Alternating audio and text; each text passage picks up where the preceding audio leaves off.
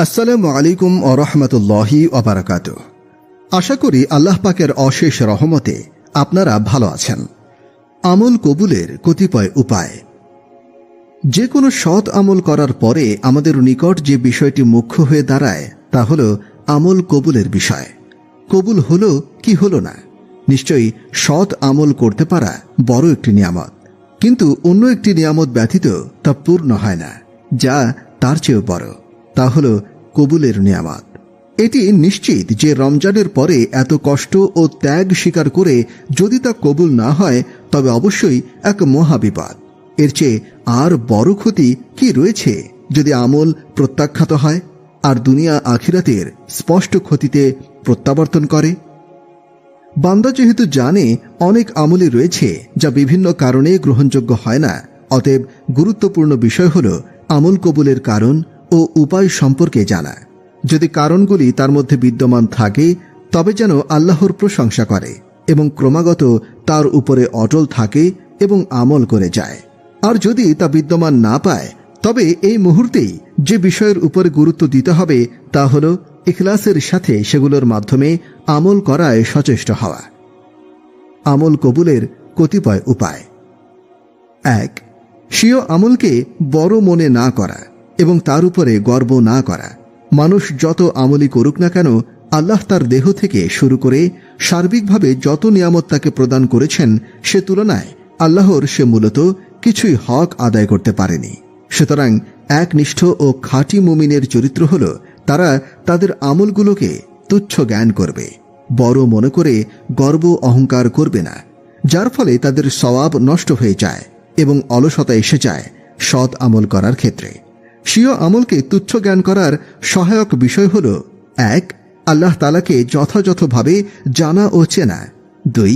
তার নিয়ামতসমূহ উপলব্ধি করা। ৩. নিজের গুনাহ খাতা ও অসম্পূর্ণতাকে স্মরণ করা। ২. আমলটি কবুল হবে কিনা এই মর্মে শঙ্কিত থাকা। সাহাবায়ে কেরাম আমল কবুল হওয়ার ব্যাপারটিকে খুবই বেশি গুরুত্ব দিতেন, এমনকি তারা ভয় ও আশঙ্কায় থাকতেন। যেমন আল্লাহ তাআলা তাদের অবস্থা বর্ণনা করে বলেন, যারা ভীত কম্পিত হয়ে দান করে যা দান করার, কেননা তারা তাদের রবের নিকট প্রত্যাবর্তন করবে। নবী করিম সাল্লাল্লাহু আলাইহি ওয়াসাল্লাম আয়াতের ব্যাখ্যা করেন যে তারা রোজা রাখে, নামাজ আদায় করে, দান খয়রাত করে আর ভয় করে যে মনে হয় তা কবুল হয় না। আলী রাদিয়াল্লাহু আনহু বলেন, তোমাদের পক্ষ হতে তোমাদের আমল সমূহ কবুল হওয়ার ব্যাপারে তোমরা খুব বেশি গুরুত্ব প্রদান করো। তোমরা কি আল্লাহর বাণী শ্রবণ করো না? নিশ্চয়ই আল্লাহ মুত্তাকিদের পক্ষ হতেই কবুল করে থাকেন। সূরা মায়েদা আয়াত ২৭। ৩. আমল কবুলের আশা পোষণ ও দোয়া করা। আল্লাহর প্রতি ভয়ই যথেষ্ট নয়, বরং অনুরূপ তার নিকট আশা পোষণ করতে হবে। কেননা আশাবিহীন ভয় নিরাশ হওয়ার কারণ এবং ভয়বিহীন আশা আল্লাহর শাস্তি হতে নিজেকে মুক্ত মনে করার কারণ। অথচ উভয়টি দোষণীয়, যা মানুষের আকীদা এবং আমলে মন্দ প্রভাব বিস্তার করে। জেনে রাখুন, আমল প্রত্যাখ্যান হয়ে যাওয়ার ভয় আশঙ্কার সাথে সাথে আমল কবুলের আশাপোষণ মানুষের জন্য বিনয়, নম্রতা ও আল্লাহ ভীতি এনে দেয়, যার ফলে তার ঈমান বৃদ্ধি পায়। যখন বান্দার মধ্যে আশা পোষণের গুণ সাব্যস্ত হয় তখন সে অবশ্যই তার আমল কবুল হওয়ার জন্য তার প্রভুর নিকটে ২ হাত তুলে প্রার্থনা করে, যেমন করেছিলেন আমাদের পিতা ইব্রাহিম খলিলুল্লাহ এবং তার পিতা ইসমাইল আলাইহিস সালাম, যা আল্লাহ তাআলা তাদের কাবা গৃহ নির্মাণের ব্যাপারটি উল্লেখ করে বর্ণনা করেন।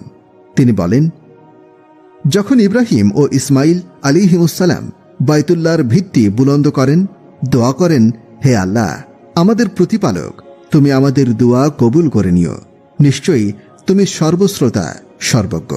সূরা বাকারা ১২৭। ৪. বেশি বেশি ইস্তেগফার, ক্ষমা প্রার্থনা। মানুষ তার আমলকে যতই পরিপূর্ণ করার জন্য সচেষ্ট হোক না কেন, তাতে অবশ্যই ত্রুটি ও অসম্পূর্ণতা থেকেই যাবে। এজন্যই আল্লাহ তাআলা আমাদেরকে শিক্ষা দান করেছেন কিভাবে আমরা সে অসম্পূর্ণতাকে দূর করব। সুতরাং তিনি আমাদেরকে ইবাদত আমলের পর ইস্তেগফার, ক্ষমা প্রার্থনার শিক্ষা দান করেন। যেমন আল্লাহ তাআলা হজের হুকুম বর্ণনার পর বলেন, অতঃপর তোমরা আরাফা হতে প্রত্যাবর্তন করে এসো, যেখানে থেকে লোকেরা প্রত্যাবর্তন করে আসে, আর আল্লাহর নিকটে ক্ষমা প্রার্থনা করতে থাকো। নিশ্চয়ই আল্লাহ মহা ক্ষমাশীল ও দয়াবান। সূরা বাকারা 199। আর নবী করিম সাল্লাল্লাহু আলাইহি ওয়াসাল্লাম প্রত্যেক নামাজের পরে 3 বার আস্তাগফিরুল্লাহ অর্থাৎ আমি আল্লাহর নিকট ক্ষমা প্রার্থনা করছি বলতেন। 5. বেশি বেশি সৎ আমল করা। নিশ্চয়ই সৎ আমল একটি উত্তম বৃক্ষ। বৃক্ষ চায় তার পরিচর্যা, যেন সে বৃদ্ধি লাভ করে, সুদৃঢ় হয়ে যথাযথ ফল দিতে পারে।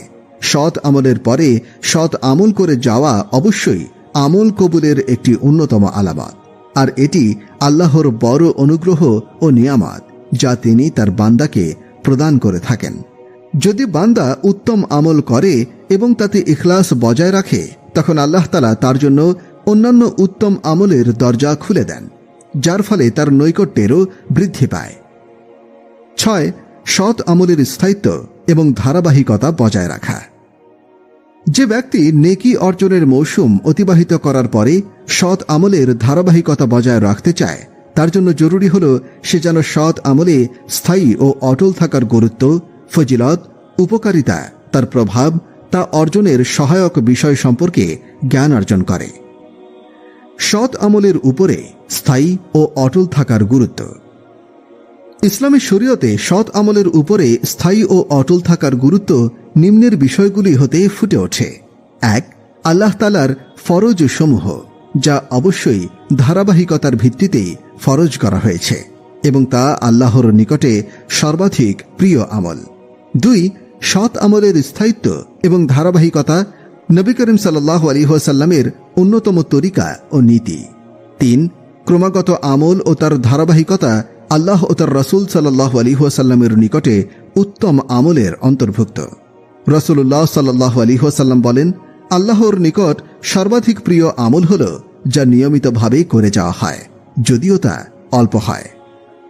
সৎ আমলের উপরে স্থায়ী ও অটল থাকার প্রভাব ও উপকারিতা। আল্লাহ তাআলা তার সৎ আমলের হেফাজতকারী বান্দাদেরকে বহুভাবে সম্মানিত এবং উপকৃত করে থাকেন। যেমন 1. স্রষ্টার সাথে তার সার্বক্ষণিক যোগাযোগ, যা তাকে অগাধ শক্তি, দৃঢ়তা, আল্লাহর সাথে নিবিড় সম্পর্ক এবং তার উপরে মহা আস্থা তৈরি করে দেয়। এমনকি তার দুঃখ, কষ্ট ও চিন্তা ভাবনায় আল্লাহই যথেষ্ট হয়ে যান। যেমন আল্লাহ তাআলা বলেন, যে ব্যক্তি আল্লাহর উপরে ভরসা করবে, আল্লাহই তার জন্য যথেষ্ট। সূরা তালাক আয়াত 3। 2. অলসতা, উদাসীনতা হতে অন্তরকে ফিরিয়ে রেখে সৎ আমলকে আঁকড়ে ধরার প্রতি অভ্যস্ত করা, যেন ক্রমান্বয়ে তা সহজ হয়ে যায়। যেমন কথিত রয়েছে, তুমি তোমার অন্তরকে যদি সৎ আমলে পরিচালিত না করো, তবে সে আমাকে গুনাহের দিকে পরিচালিত করবে। 3. এই নীতি অবলম্বন হল আল্লাহর মহব্বত এবং অভিভাবকত্ব লাভের উপায়। যেমন হাদিসে কুদসিতে আল্লাহ তাআলা বলেন, আমার বান্দা নফল ইবাদত সমূহর দ্বারা আমার নৈকট্য অর্জন করতেই থাকে, এমনকি তাকে আমি মহব্বত করতে শুরু করি। 4. সৎ আমলে অবিচল থাকা বিপদ আপদে মুক্তির একটি কারণ। যেমন নবী করিম সাল্লাল্লাহু আলাইহি ওয়াসাল্লাম ইবনে আব্বাস রাদিয়াল্লাহু আনহুকে উপদেশ দেন, আল্লাহকে হেফাজত করো, অর্থাৎ তার হুকুম আহকামগুলো পালন করো, তবে তিনিও তোমাকে হেফাজত করবেন।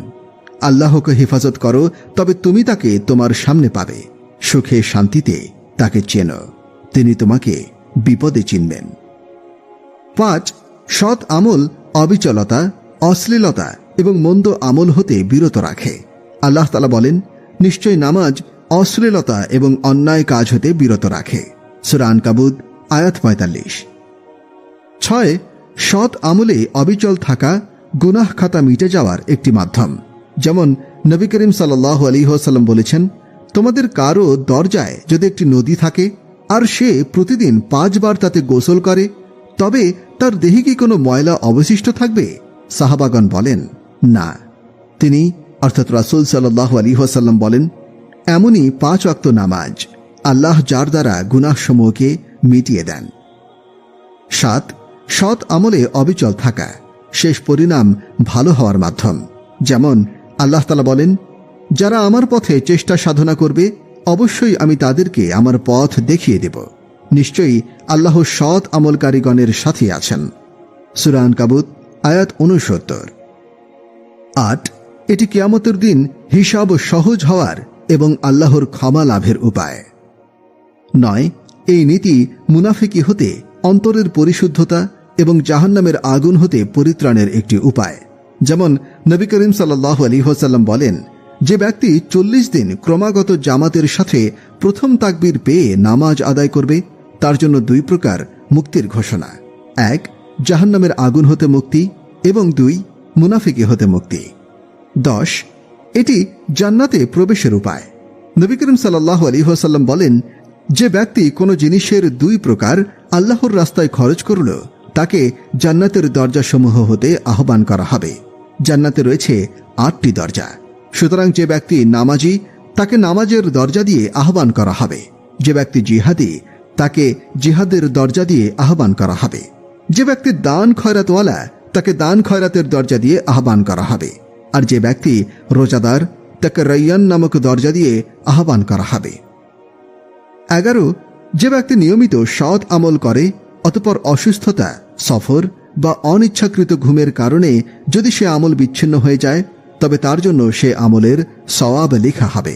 রাসূল পাক সাল্লাল্লাহু আলাইহি ওয়াসাল্লাম বলেন, বান্দা যখন অসুস্থ হয় বা সফর করে, তবে তার জন্য অনুরূপ সওয়াব লেখা হয়, যা সে গৃহে অবস্থানরত অবস্থায় এবং সুস্থ অবস্থায় করত।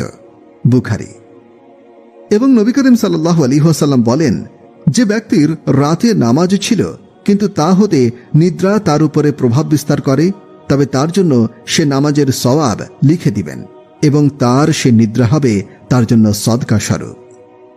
সম্মানিত পাঠক, এভাবে সবসময় সৎ আমলের দ্বার উন্মুক্ত রয়েছে। অতএব আপনি যথাযথ প্রচেষ্টা জারি রাখুন, অলসতা বর্জন করুন। পরিশেষে আল্লাহর নিকট প্রার্থনা, তিনি যেন আমাদেরকে সহি আকীদা এবং সৎ আমলের উপরে সুদৃঢ় রাখেন এবং এমতাবস্থায় মৃত্যুদান করেন। আমিন। ইবাদত কবুল হওয়ার শর্ত। ইবাদত কবুল হওয়ার অন্যতম শর্ত হালাল রুজি, আর অবৈধ উপার্জন দিয়ে নিশ্চয়ই হালাল রুজি সম্ভব নয়। সাহাবায়ে কেরামগণ যাদের উপার্জন হালাল হবার ব্যাপারে সন্দিহান ছিলেন, তাদের জন্য দোয়া করতেও অসম্মতি জানাতেন।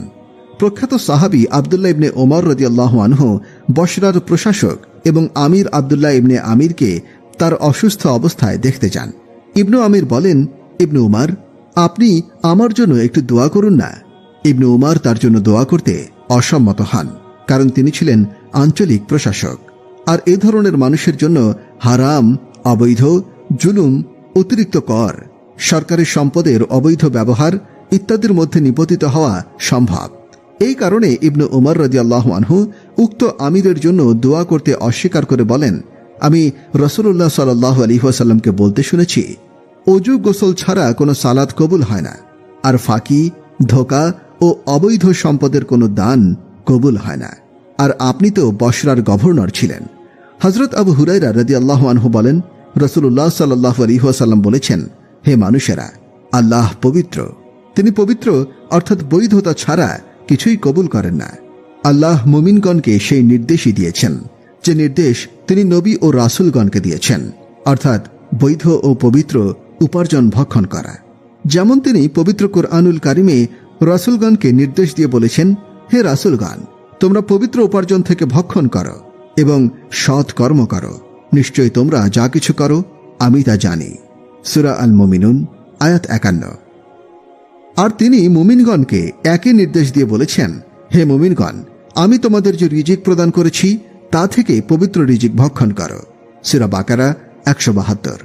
এরপর তিনি একজন মানুষের কথা উল্লেখ করেন, যে ব্যক্তি হজ, উমরা ইত্যাদি পালনের জন্য আল্লাহর পথে দীর্ঘ সফরে রত থাকে, ধুলি ধূসরিত দেহ এবং এলোমেলো চুল, তার হাত দুটি আকাশের দিকে বাড়িয়ে দিয়ে সে দোয়া করতে থাকে, হে প্রভু, হে প্রভু, কিন্তু তার খাদ্য হারাম, তার পোশাক হারাম, তার পানীয় হারাম এবং হারাম উপার্জনের জীবিকাতেই তার রক্ত মাংস গড়ে উঠেছে, তার দোয়া কিভাবে কবুল হবে?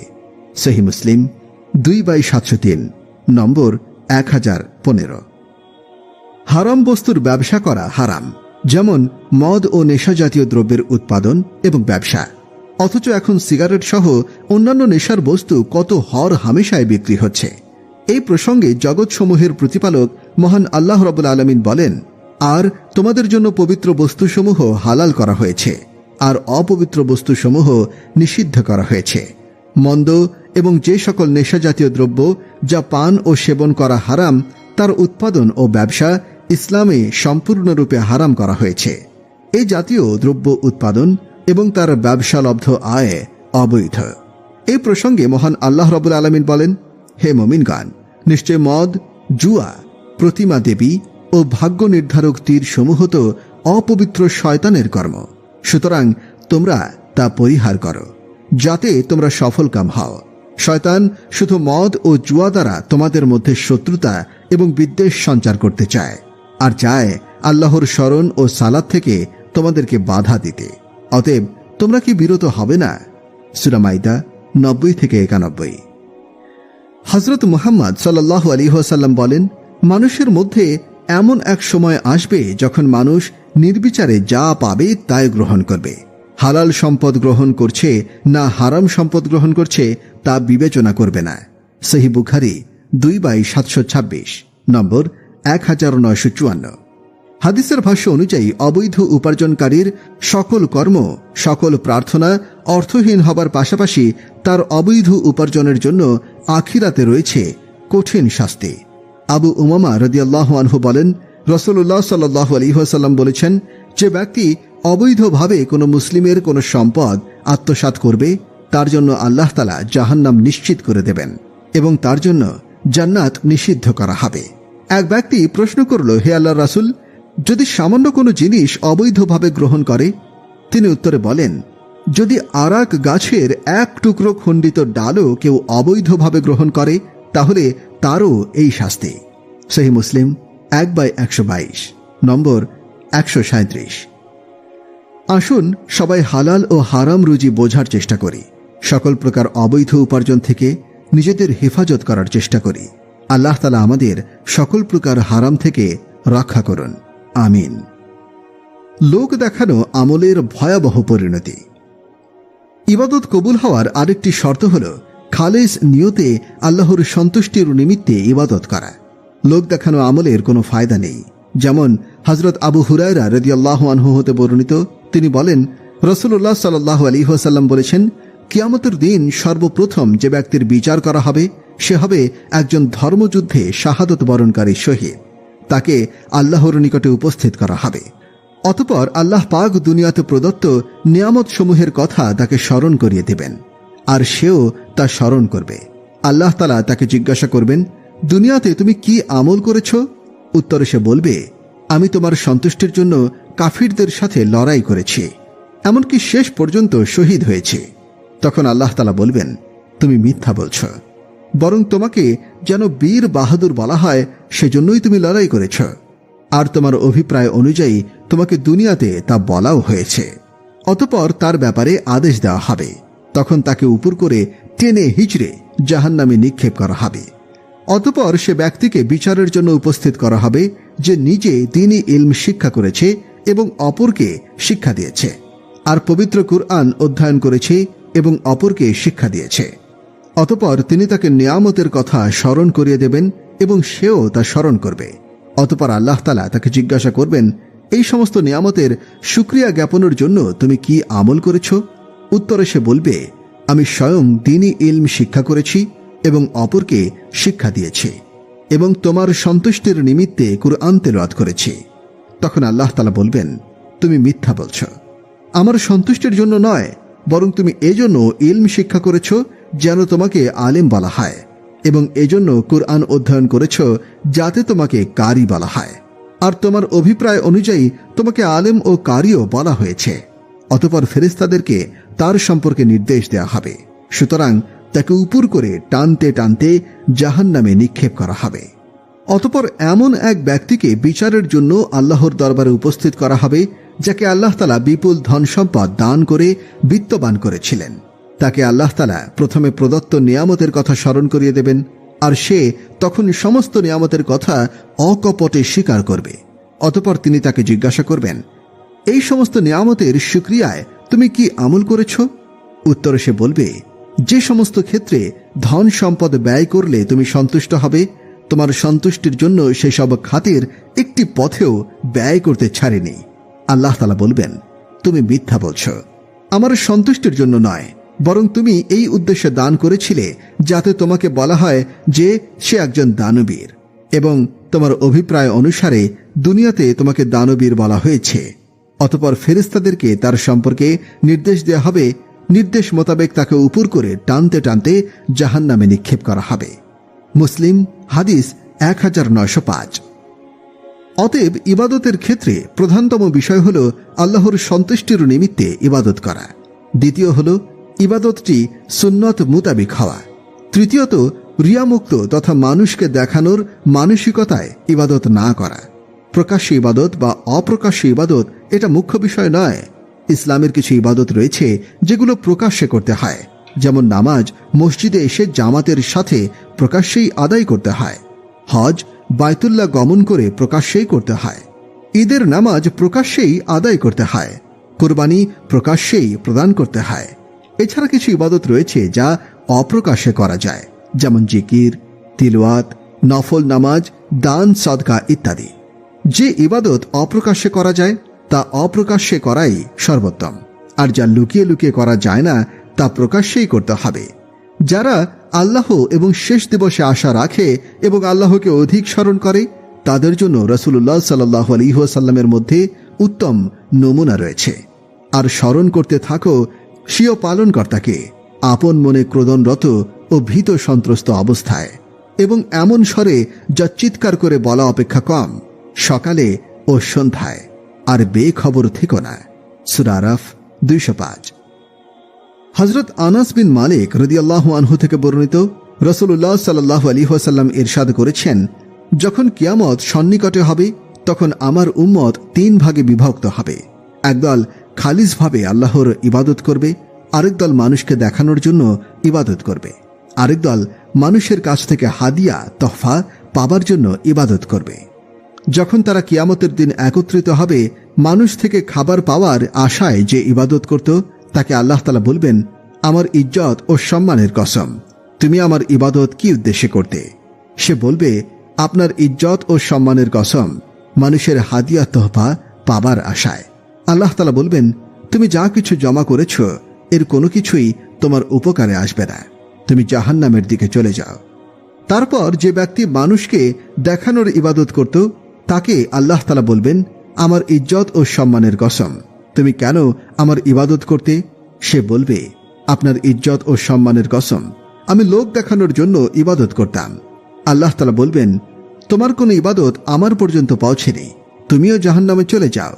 এরপরে যে খালিস আল্লাহর জন্য ইবাদত করেছে তাকে আল্লাহ তাআলা বলবেন, আমার ইজ্জত ও সম্মানের কসম, আমার ইবাদত করার দ্বারা তোমার কি মাকসাদ ছিল? সে বলবে, আপনার ইজ্জত ও সম্মানের কসম, এ বিষয়ে আপনি আমার থেকে বেশি অবগত। আমি ইবাদত করেছি কেবল আপনার সন্তুষ্টির নিমিত্তে। আল্লাহ তাআলা বলবেন, আমার বান্দা সত্য বলেছে, তুমি জান্নাতে চলে যাও।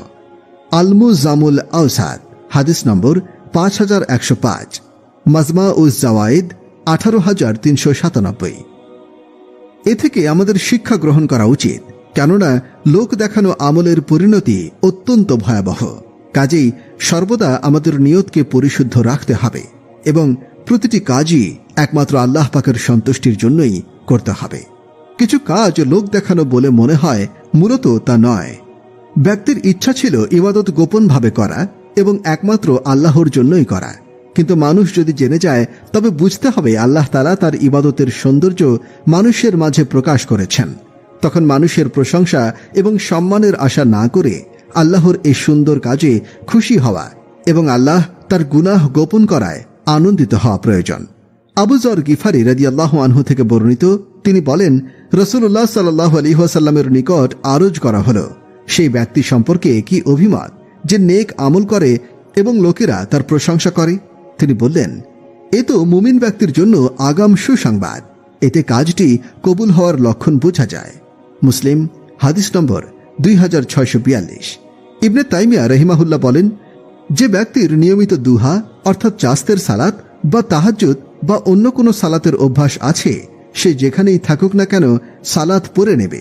লোক দেখানো বা ইখলাসের পরিপন্থী না হলে শুধুমাত্র মানুষের মাঝে থাকার তারা তার এ গোপন ইবাদতের কথা জেনে যাবে, এ কথা ভেবে উক্ত ইবাদত বাদ দেওয়া উচিত নয়। তিনি আরো বলেন, কেউ শুধুমাত্র রিয়ার ধারণা করা জায়েজ কাজ থেকে বিরত থাকতে নিষেধ করলে তা নিম্নোক্ত কারণে গ্রহণযোগ্য হবে না। এক, কোনো জায়েজ কাজ শুধুমাত্র রিয়ার ভয়ে বাদ দেয়া যাবে না, বরং তা ইখলাসের সাথে করতে আদেশ দেয়া হবে। শরীয়ত যা নিষেধ করেছে শুধু তাই নিষেধ করা যাবে। রাসূলুল্লাহ সাল্লাল্লাহু আলাইহি ওয়াসাল্লাম বললেন, আমাকে মানুষের দিল ছিদ্র করে পেট ফেরে ইমানের উপস্থিতি দেখার জন্য বলা হয়নি। সহিহ বুখারী হাদিস নম্বর 4351, মুসলিম হাদিস নম্বর 1064। 3, এভাবে করতে অনুমতি দিলে শিরক ও বাতিলপন্থীরা দিনদার ও সৎ লোকের শরীয়ত সিদ্ধ ভালো কাজে বাধা হয়ে দাঁড়াবে। যখনই তারা কোনো জায়েজ কাজ দেখবে তখন তারা বলে বেড়াবে এটা লোক দেখানোর জন্য করা হচ্ছে। ফলে হকপন্থীরা জায়েজ কাজটি প্রকাশ পেয়ে যাবে, এই ভয়ে ছেড়ে দেবে। এভাবে ভালো কাজ বাদ পড়ে যাবে। 4, তাছাড়া এটা মুনাফিকের চরিত্র। তাদের অভ্যাস হল যারা ভালো কাজ প্রকাশ্যভাবে করে তাদেরকে দোষারোপ করা। যারা দোষারোপ করে সাদাকার ব্যাপারে মুমিনদের মধ্য থেকে স্বেচ্ছা দানকারীদেরকে এবং তাদেরকে যারা তাদের পরিশ্রম ছাড়া কিছুই পায় না, অতঃপর তারা তাদেরকে নিয়ে উপহাস করে, আল্লাহ তাদেরকে নিয়ে উপহাস করেন এবং তাদের জন্যই রয়েছে যন্ত্রণাদায়ক আযাব। সূরা তাওবা আয়াত ৭৯। দোয়া ও মোনাজাত। মানুষের প্রকৃতি হল মুখাপেক্ষিতা, তাই সে নিজ কাজকর্ম সম্পাদন করতে এবং প্রয়োজন পুরা করতে অন্যের শরণাপন্ন হয়ে থাকে। তন্মধ্যে মুমিন বান্দা তার সকল কাজ সম্পাদনে নিজের সকল প্রয়োজনে কেবল আল্লাহ তাআলারই দরবারেই প্রার্থনা করেন। এতে অন্য কারো মধ্যস্থতা সে গ্রহণ করে না, কেননা মানুষের সকল প্রয়োজন আল্লাহ তাআলার কাছে রোনাজারি ও দুয়ার মাধ্যমেই পুরা হয়। এতে কারো মধ্যস্থতার দরকার হয় না। এছাড়া হাদিসে এসেছে দোয়া হলো একটি স্বতন্ত্র ইবাদত। অন্য হাদিসে এসেছে দোয়া ইবাদতের মগজ। তাই দোয়ার মাধ্যমে মনোবাঞ্ছা পূর্ণ করার সাথে সাথে এতে রয়েছে আরও বিশেষ ফায়দা। প্রত্যেক দোয়ার বিনিময়ে আল্লাহ তাআলার পক্ষ হতে আলাদা আলাদা সওয়াব লাভ হয়। দোয়ার এই ফজিলত এবং ফায়দা লাভ করতে হলে কিছু শর্ত ও আদব রক্ষা করা জরুরি। সেই সব শর্ত ও আদবের প্রতি পূর্ণ মনোযোগ দিয়ে দোয়া করলে দোয়া কবুল করা হয় এবং দোয়া দ্বারা পূর্ণ সুফল লাভ হয়। তন্মধ্য থেকে কিছু শর্ত ও আদব এবং দোয়া কবুল হওয়ার বিশেষ সময়ের কথা নিম্নে উল্লেখ করা হল। দোয়া কবুল হওয়ার কিছু শর্ত। 1, দোয়াকারীর পানাহার, পোশাক পরিচ্ছদ এবং বাসস্থান হালাল হওয়া। নবী করিম সাল্লাল্লাহু আলাইহি ওয়াসাল্লাম বলেছেন, কোনো ব্যক্তি দীর্ঘ সফর করে এলোমেলো চুল এবং ধূসর দেহ নিয়ে আসমানের দিকে 2 হাত তুলে বলতে থাকে, হে আমার রব, হে আমার রব, অথচ তার পানাহার, পোশাক পরিচ্ছদ সবই হারাম, অতএব তার দোয়া কি রূপে কবুল হবে? সহিহ মুসলিম 1015। 2, বাহ্যিকভাবে কবুল হতে বিলম্ব হচ্ছে মনে হলে অধৈর্য না হওয়া এবং একথা না বলা যে আমি দোয়া করেছিলাম কিন্তু তা কবুল হয়নি। নবী করিম সাল্লাল্লাহু আলাইহি ওয়াসাল্লাম বলেন, তোমাদের দোয়া কবুল করা হবে যদি না তোমরা তাড়াহুড়ো করো, এবং এই কথা না বলো যে আমি দোয়া করলাম কিন্তু তা কবুল হলো না। সহিহ মুসলিম 2735। 3, প্রার্থিত বিষয় না জায়েজ কিছু না হওয়া। নবী করিম সাল্লাল্লাহু আলাইহি ওয়াসাল্লাম বলেন, কোনো মুসলমান যখন কোনো দোয়া করে তখন আল্লাহ তাআলা তাকে হয়তো তার কাঙ্ক্ষিত বস্তুটি দান করেন অথবা তার থেকে অনুরূপ অনিষ্টতা দূর করে দেন, যদি না সে কোনো গুনাহের জন্য অথবা আত্মীয়তার সম্পর্ক ছিন্ন করার দোয়া করে। তিরমিজি 3468, মুসনাদে আহনাফ 11133। 4, দোয়া কবুল করার জন্য এও শর্ত যে মুসলিম উম্মার মাঝে সৎ কাজের আদেশ ও অসৎ কাজ হতে নিষেধ বিদ্যমান থাকা, কেননা ব্যাপকভাবে এই আমল বন্ধ হয়ে গেলে দোয়া কবুল হওয়ার প্রতিশ্রুতি বলবৎ থাকে না।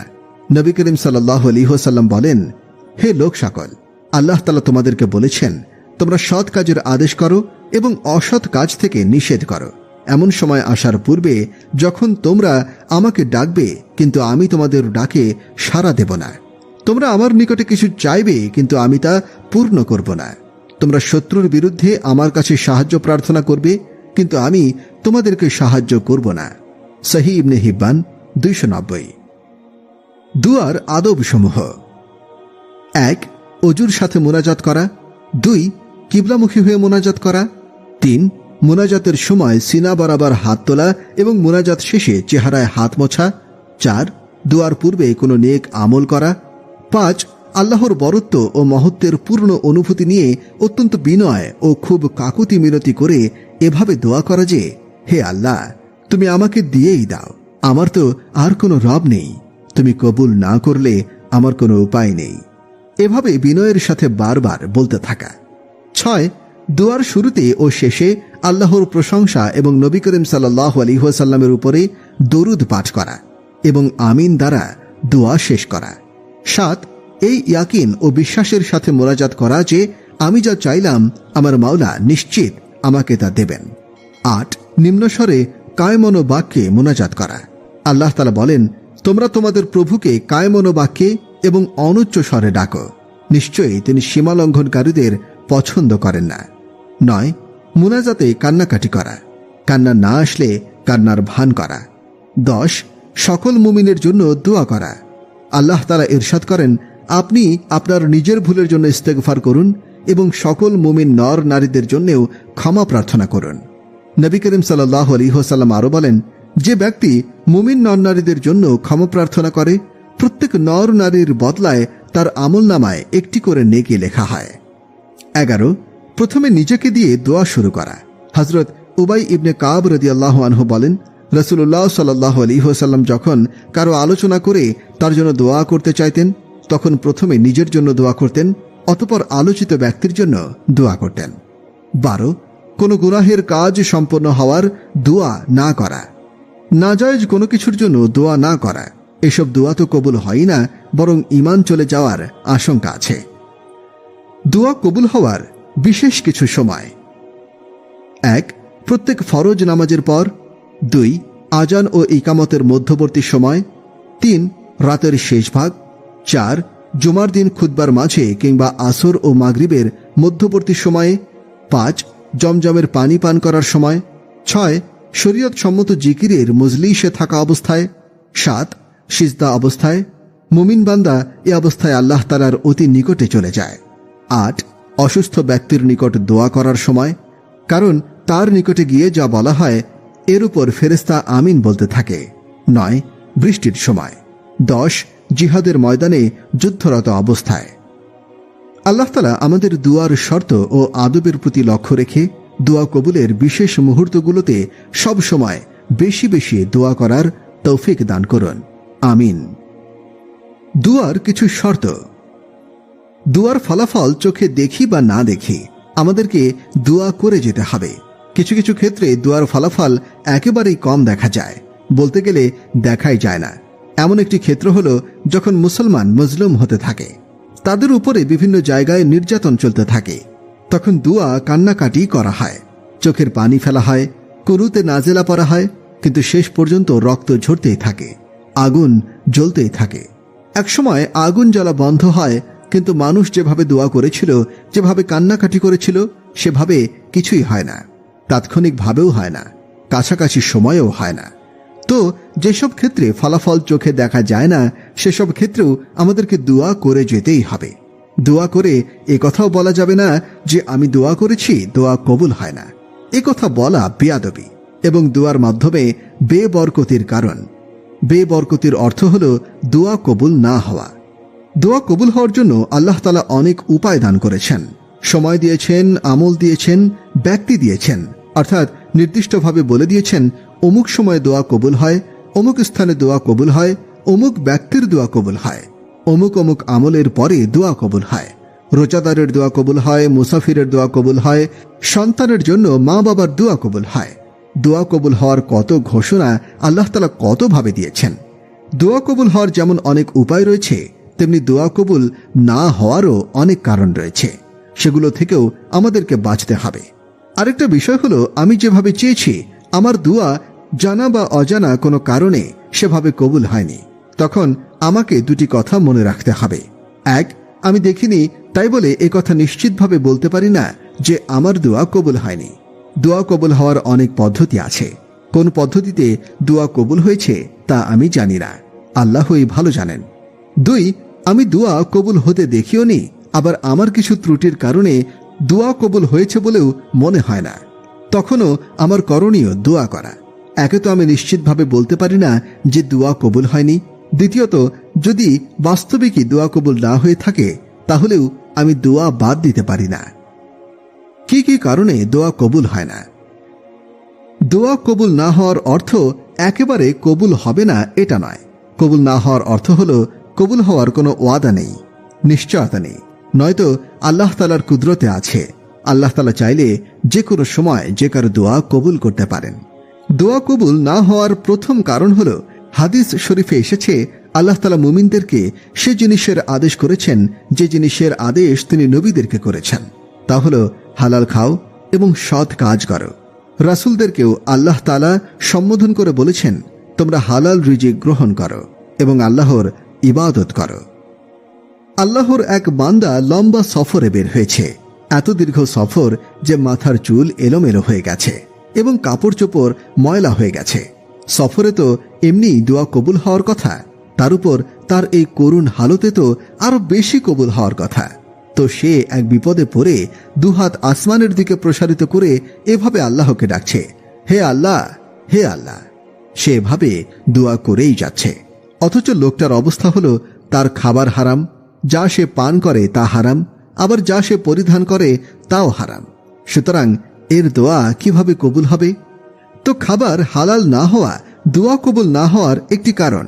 আবার কোনো গুনাহের বিষয় আল্লাহর কাছে চাওয়া, যেমন আত্মীয়তার সম্পর্ক ছিন্ন করার বিষয়টি আল্লাহর নিকটে প্রার্থনা করা, এটি এমনিতেও নাজায়েজ, আবার দোয়া কবুল না হওয়ারও একটি কারণ। দোয়া কবুল না হওয়ার আরেকটি কারণ হল, ব্যাপকভাবে যখন নামাজে নাহি আনিল মুনকার বন্ধ হয়ে যাবে, অন্যায়ের প্রতিবাদ করা যখন একেবারেই ছেড়ে দেয়া হবে, ফাহিশা এবং অশ্লীলতা যখন মহামারীর রূপ ধারণ করবে, তখনও দোয়া কবুল করা হবে না।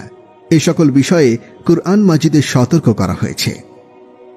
তোমরা ওই বিপর্যয়কে ভয় করো যা বিশেষভাবে তোমাদের জন্য যারা জুলুম করে কেবল তাদেরকেই আক্রান্ত করে না। সূরা আনফাল আয়াত 25। অনেক গুনাহ আছে এমন, এর উপরে শাস্তি আসে, এবং যখন আসে তখন শুধুই গুনাহগারের উপরে আসে না, ব্যাপকভাবে সকলের উপরে আসে। আর এ সকল ফাহিশা এবং অশ্লীলতা যখন ব্যাপক আকার ধারণ করে, যখন নাহি আনিল মুনকার বন্ধ হয়ে যায়, কোনো কওম, কোনো জাতি, কোনো দেশ বা সমাজে যদি অশ্লীলতা, মিথ্যাচার, দুর্নীতি, পাপাচার, অন্যায়, অত্যাচার ছড়িয়ে পড়ে, বিশেষভাবে সমাজের সেই শ্রেণীর মাঝে যে শ্রেণীর মাধ্যমে এ মন্দ কর্ম দূর হওয়ার কথা, তখন এর শাস্তি হয় অত্যন্ত ভয়াবহ। এখন উম্মত আছে এই হালতে। আমরা নাফরমানি করতে করতে আল্লাহকে এত নারাজ করেছি যে যেদিক থেকে আমাদের সংশোধনী আসবে সেদিকটি খারাপ হয়ে আছে। দোয়া করে যাব।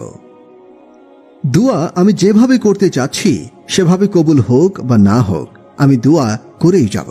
কারণ আমার উপার্জন যদি হালাল হয়, পুরো সমাজে নাহি আনিল মুনকার করার সামর্থ্য আমার নেই। আমার ঘরে আমার সামর্থ্য আছে, এটুকু যদি করি তাহলে আমি কিভাবে কথা বলি যে দোয়া কবুল হবে না? হ্যাঁ, আক্ষরিক অর্থে দোয়া কবুল খুব কমই হয়ে থাকে। বেশিরভাগ এরকমই হয় যে আপনি যেভাবে চাচ্ছেন তার চেয়ে একটু ব্যতিক্রমভাবে দোয়া কবুল হবে। তারপরও বোঝা যায় যে আল্লাহ তাআলা দোয়া কবুল করেছেন। দোয়া কবুল হওয়ার যে নকশা আপনি তৈরি করেছেন, সেই নকশা হয়তো আল্লাহ বাস্তবায়ন করবেন না, কিন্তু আপনার জরুরত আল্লাহ পুরা করবেন। তারপরেও কখনো কখনো আপনার নকশা মোতাবেক দোয়া কবুল হয়ে যেতে পারে। কবুল হওয়ার একটা সূরত আছে যেটা বোঝার উপায় নেই। সেটা হলো হাদিস শরীফে এসেছে, আপনি চেয়েছেন দুনিয়ার জন্য, আল্লাহ রেখেছেন আখিরাতের জন্য। কিয়ামতের দিন যখন বান্দা দেখবে যে আল্লাহ তাআলা দুয়ার বদলে কত কিছু রেখেছেন, তখন বলবে, আল্লাহ, আমি তো এত কিছু করিনি, এগুলো আমার আমলনামায় কোত্থেকে এলো? আল্লাহ তাআলা তখন বলবেন, তুমি যে দুনিয়ায় দোয়া করেছিলে সেগুলো দুনিয়ায় দেয়া হয়নি, এখন সেগুলো আরো উত্তম রূপে দেয়া হচ্ছে। কিন্তু দুনিয়ায় সেটা আমাদের বোঝার কোনো উপায় নেই। দোয়া কবুল হওয়ার আরেকটি সূরত হলো, আমি ছোট কোনো মুসিবতে পড়লাম, আল্লাহর কাছে দোয়া করলাম, আল্লাহ আমাকে উদ্ধার করুন, কিন্তু মুসিবত থেকে আমি উদ্ধার পেলাম না, তখন আমি মনে করি আমার দোয়া কবুল হয়নি, অথচ আমার তাকদীর ছিল আরো বড় মুসিবতের। আল্লাহ তাআলা আমাকে এই ছোট মুসিবতে আক্রান্ত করে সেই বড় মুসিবত থেকেই রেহাই দিয়ে দিয়েছেন। সেই বড় মুসিবত থেকে বাঁচার জন্য আমি দোয়া করিনি, কিন্তু এই ছোট মুসিবতের দোয়ার বরকতে আল্লাহ তাআলা আমাকে সেই বড় মুসিবত থেকে বাঁচিয়ে দিলেন। অনেক সময় রাস্তায় আমরা যানজটে পড়ি, তখন যানজট থেকে বাঁচার জন্য আমরা দোয়া করি, কিন্তু দেখা গেল যানজট থেকে বাঁচতে পারলাম না। কিন্তু ঠিকই আল্লাহ তাআলা আমাকে তার চেয়ে বড় বিপদ থেকে বাঁচিয়ে দিয়েছেন। একটু সামনে যেতেই দেখা গেল একটা গাড়ি খাদের মধ্যে উল্টে পড়ে আছে। যানজটে না পড়লে হয়তো আমাদের গাড়িটা সেখানেই থাকতো। কবুল হওয়ার অদৃশ্য সুরতগুলো তো আমরা জানি না, তাহলে আমি কিভাবে একথা বলি যে আমার দোয়া কবুল হয়নি? ফখরুদ্দিন রাজি রহিমাহুল্লাহ এর ঘটনা। মাওলানা তাকি সাহেব দামাদ বারাকাতুহুম লিখেছেন, এক লোক একদা এক বিচ্ছুকে দেখল অস্বাভাবিক দ্রুত গতিতে কোথাও যাচ্ছে। লোকটি কৌতূহলী হয়ে বিচ্ছুর পিছু নিল। বিচ্ছুটি আস্তে আস্তে সেই নদীর কিনারে আসলো। নদীতে একটা কচ্ছপ ভেসে উঠল। বিচ্ছুটি কচ্ছপের পিঠে লাফ দিয়ে উঠে গেল। লোকটির কৌতূহল আরো বেড়ে গেল। সেও একটি নৌকা নিয়ে নদী পার হয়ে গেল। ওপারে গিয়ে দেখতে পেল এক লোক শুয়ে আছে, আর তার পাশে একটি বিষধর সাপ ফনা তুলে আছে ছোবল মারার জন্য। সাপটি যেই ছোবল মারতে যাবে, বিচ্ছুটি অমনি সাপকে দংশন করল। ছোবল মারার আগেই বিচ্ছুর দংশনে সাপটি মারা গেল। এরকম আরো কত ঘটনা ঘটতে থাকে, আমাদের খবরই থাকে না। দুয়ার ক্ষেত্রে আরেকটি বিষয় হলো, হযরত থানভী রাহিমাহুল্লাহ নিজ ভাষায় বলেছেন, একজন আল্লাহর কাছে 10টা টাকা চেয়েছে। এটা সে যুগের কথা। এ যুগে তো মানুষ 10 টাকা আল্লাহর কাছে চাইতেও যাবে না, অথচ হাদিস শরীফে এসেছে ছোট থেকে ছোট জিনিসও আল্লাহর কাছে চাওয়া দরকার। তো সে 10 টাকা আল্লাহর কাছে চাইল। এখানে একটা মূলনীতি বলে দিচ্ছি, দোয়া করার অনেক বড় একটা আদব হচ্ছে আল্লাহর কাছে জরুরত চাওয়া। আল্লাহকে বলা, আল্লাহ আমার অমুক জরুরত পুরো করে দাও, আমার কর্জ আদায় করে দাও, আমাকে দান সদকা করার তৌফিক দাও। নির্দিষ্টভাবে বলা, আল্লাহ আমাকে 10,000 টাকা দাও, এটা উচিত নয়। তো আল্লাহর কাছে চাওয়ার সময় আমাদের জরুরত চাইতে হবে। ধরলাম আল্লাহ আমাকে 10,000 টাকা দিলেন, কিন্তু যে উদ্দেশ্যে এই টাকা চেয়েছি সেই উদ্দেশ্য পূরণ হলো না। থানভী রাহিমাহুল্লাহ এর কথা বলছিলাম। থানভী রাহিমাহুল্লাহ বলছিলেন যে সে আল্লাহর কাছে 10টা টাকা চাইল, কিন্তু তার 10 টাকার ব্যবস্থা হলো না। যেদিন দোয়া করেছিলেন সেদিন রাতে তার তাহাজ্জুদের তৌফিক হলো। এমনিতে সাধারণত তার তাহাজ্জুদের সৌভাগ্য হয় না, কিন্তু আজ দুয়ার বদৌলতে তার তাহাজ্জুদের সৌভাগ্য হয়ে গেল। সুতরাং নিশ্চিতভাবে কথা বলা যায় না যে আমাদের দোয়া কবুল হয়নি। আল্লাহর রসুল সাল্লাল্লাহু আলাইহি ওয়াসাল্লামের দোয়া করার একটি পদ্ধতি হলো, তিনি ব্যাপক দোয়া করতেন, অর্থাৎ তিনি এমন শব্দে দোয়া করতেন যে শব্দের মধ্যে ব্যাপকতা আছে। রব্বানা আতিনা, একটার ভিতরে সব এসে গেছে। আবার দোয়া করেছেন আল্লাহুম্মা গফিরলি লিল মুমিনিনা, আল্লাহ সকল মুমিন নারী পুরুষকে আপনি মাফ করে দিন। আমার এক দোস্ত আমাকে বললেন তার জন্য দোয়া করি কিনা। আমি বললাম হ্যাঁ। তিনি বললেন কিভাবে করেন? 15 কোটির মধ্য দিয়ে দেন নাকি? তিনি মনে করেছিলেন আমি দোয়ার মধ্যে বলি, হে আল্লাহ বাংলাদেশের সকল মুসলমানকে আপনি মাফ করে দিন। কিন্তু আমি তো কখনো এভাবে দোয়া করি না। আমি তো সারা পৃথিবীর সকল মুসলমানের জন্য দোয়া করি। তো আমি বললাম না, আমি আপনাকে 15 কোটির মধ্যে দিই না, আমি আপনাকে 100 কোটির মধ্যে দিই। কিন্তু তাতে সমস্যা কি? সকল মুসলমান বললে আল্লাহর চোখ থেকে বাদ পড়ে যেতে পারেন। নাম নিয়ে দোয়া করলে আর সে বাদ পড়ার আশঙ্কাটা থাকে না। আপনি কি মনে মনে তাই ভাবছেন? না, আল্লাহর কাছে তো একজনের কথা বললে যেমন, সকলের কথা বললেও তেমনই। আমি তো বলি, আপনি যদি তালিকা পড়তে থাকেন আল্লাহর সামনে, তাহলে ভুলে তালিকা থেকে 2-1 জনের নাম বাদ পড়ে যেতে পারে। কিন্তু আপনি যখন লিল মুমিনিন বলেছেন, তখন জমিনের উপরে এবং আসমানের নিচে যেখানে যত মুমিন আছে আল্লাহর কাছে সব এমনভাবে দাখিল হয়ে গেল যেমনভাবে 1-2 জনের নাম পড়া হলে হয়। কিন্তু মনের সান্ত্বনা বলে একটা কথা আছে।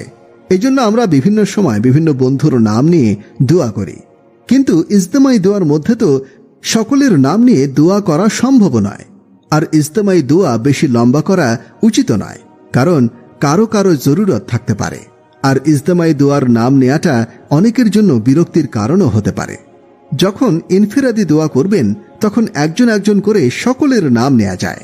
দোয়ার মধ্যে নিয়ম হলো প্রথমে ব্যাপকভাবে দোয়া করবেন, তারপর খাসভাবে দোয়া করবেন।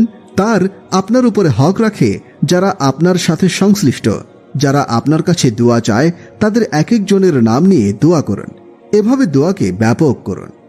দোয়া করার আরেকটি পদ্ধতি হল জরুরতকে ব্যাপক করা। এভাবে বলা যে, আল্লাহ, যত জরুরত আছে তুমি গায়েব থেকে পূরণ করে দাও, যত নেক তামান্না আছে তুমি গায়েব থেকে পুরো করে দাও।